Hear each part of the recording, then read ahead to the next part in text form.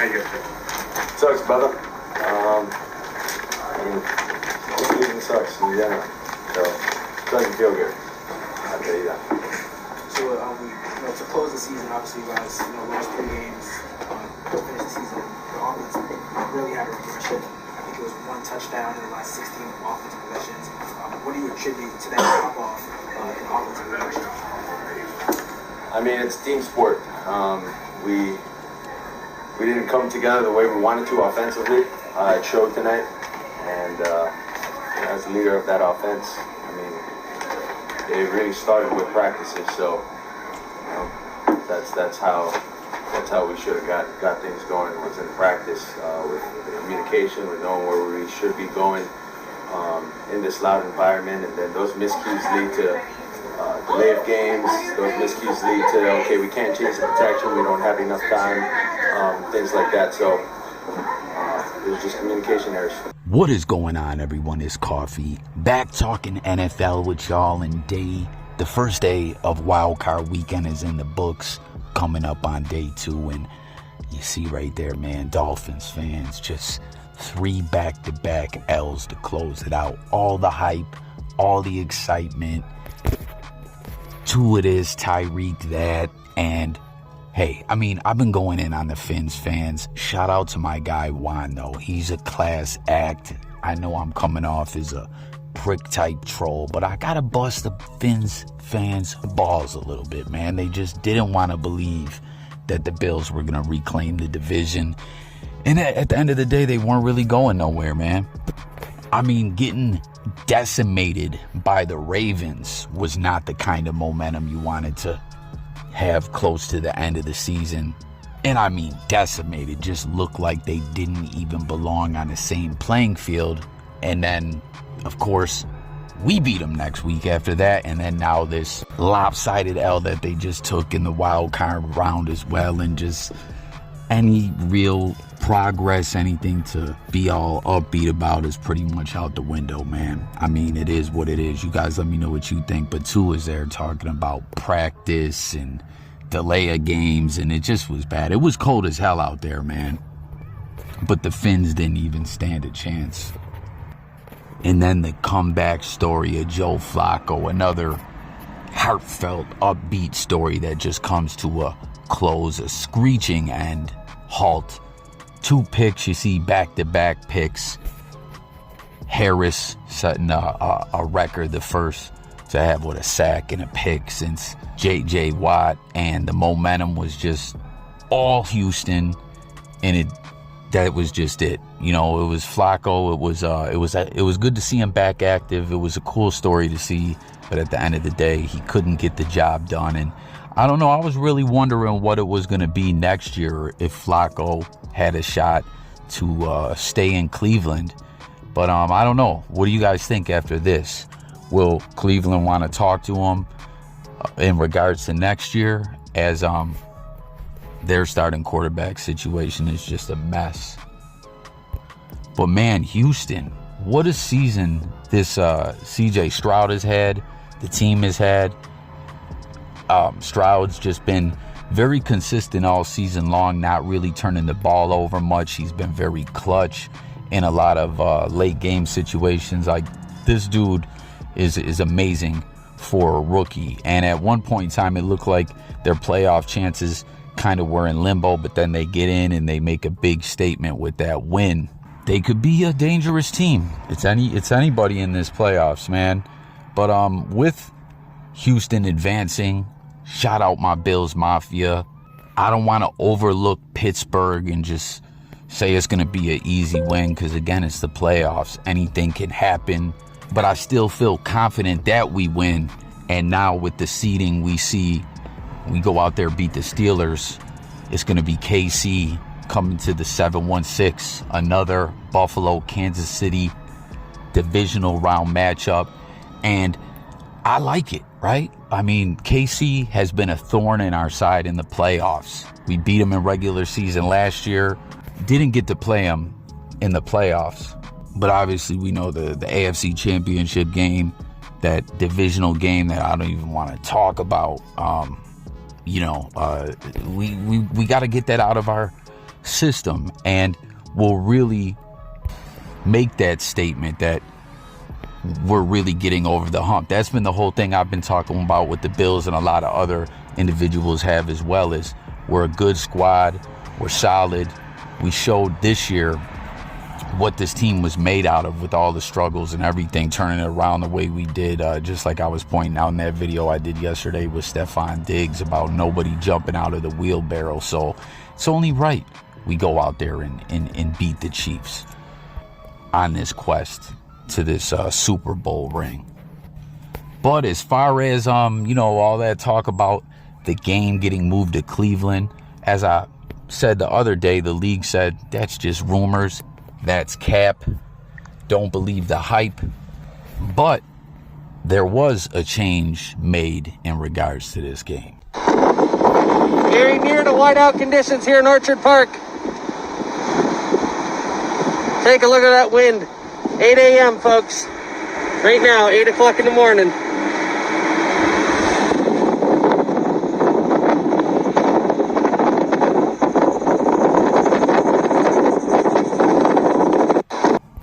Man, so you see Orchard Park, just lake effect snow getting hammered bright and early in the morning. That's Orchard Park. That's where, the Bills play. And, game not getting moved to Cleveland once again. I don't know where all that came from. That weatherman out there in Pittsburgh was just talking out of his arse. Or maybe someone was trolling him. I don't know. But we're moved to Monday. And I don't know. What does everyone think about this? All my Bills fans, all the Steelers fans out there, everyone. I was pumped to see this game today.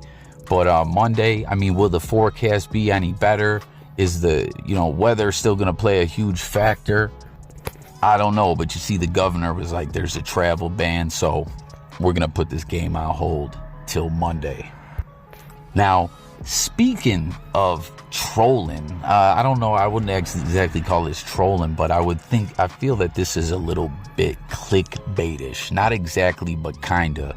Let me know if you agree with me on this. You see these reports coming out. This is from Gridiron, right? And I don't know, let me know if you know of Gridiron to be a pretty solid NFL news source in the blogosphere. But you see they put up this article like, man, the reports of Dallas quarterback on the injury report. This could be problems, and then you look and it's not Dak, it's Cooper Rush. And I'm like, oh yeah, like, you know what I mean? Of course we would have heard if Dak was on the injury report, but they point out that Cooper wasn't on the injury report Wednesday or Thursday, but Friday he was added there as he is the backup, and it was for an illness. So then I'm like, oh man, whatever, no big deal. They're really hyping this up and also saying that McCarthy's job could be in limbo, that Jerry Jones is maybe ready to let him go if he can't make something happen, and that the Cowboys may be in the hunt to pursue Belichick. Now, I still think Belichick is going to the Chargers,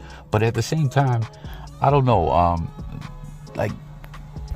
I don't know why. I don't know exactly what it is, but I could see Belichick with the Cowboys, and I could see Jerry Jones pursuing Belichick. Maybe I'm crazy, maybe not, but on top of all this, hyping up the backup having an illness, they're like, well, maybe Dak, it'll be a game time situation, seeing how Dak is feeling, because maybe with all this ish going around, he caught something from being around Cooper Rush when the quarterbacks are practicing together and everything. And I'm like, man, is this a reach or ever?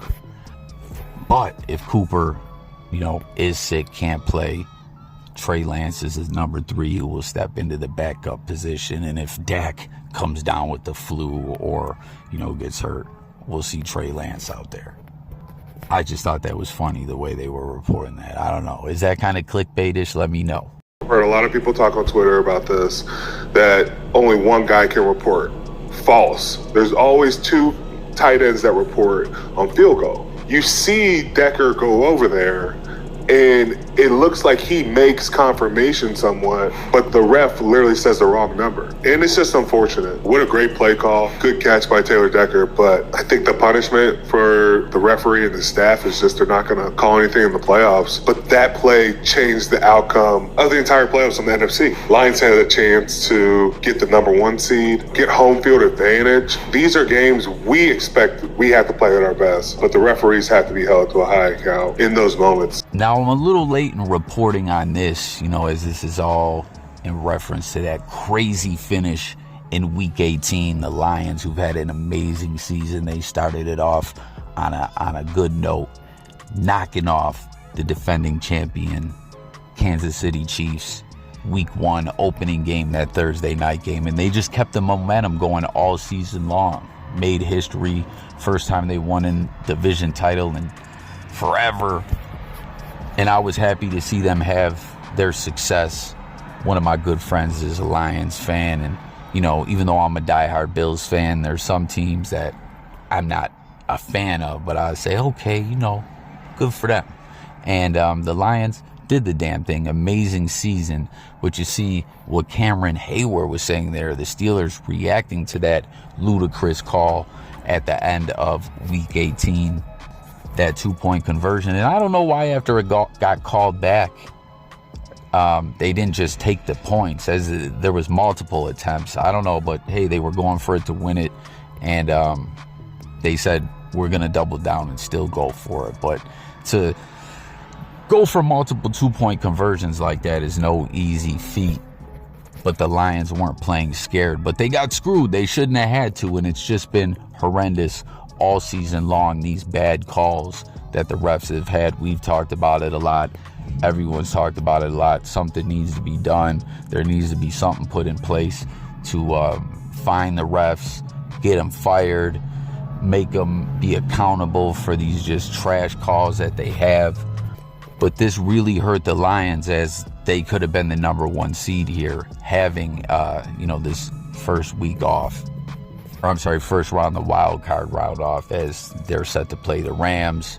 And, that Cowboys game that I was just talking about, as well as them against the Packers. Let me know who you got in all these games. But the fans have been talking about this rule that has never been used. Basically, the commissioner, Roger Goodell, can override any call or any instance out there on the field. Rule 17, Section 2, Article 3 of the NFL's rule book can be imposed in the case of an extraordinarily unfair act.